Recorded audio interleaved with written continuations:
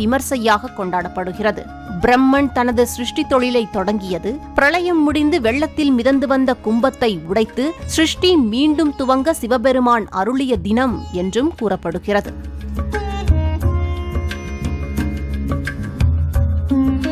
மகாபாரதத்தின்படி இந்த நாளில் கிருஷ்ணர் பாண்டவர்கள் வனவாசத்தில் இருந்தபோது அவர்களுக்கு அட்சய பாத்திரத்தை, அதாவது ஒருபோதும் பசியடையச் செய்யாத வரம்பற்ற அளவிலான உணவை தொடர்ந்து உற்பத்தி செய்யும் அட்சய பாத்திரம் எனும் கிண்ணத்தை அவர்களுக்கு அருளினார். மணிமேகலை அட்சய பாத்திரம் பெற்றது. சிவபெருமான் பிச்சாடனர் ரூபத்தில் ஸ்ரீ அன்னபூரணியிடம் பிச்சை பெற்றது இந்த அட்சய திருதியை நாளில்தான்.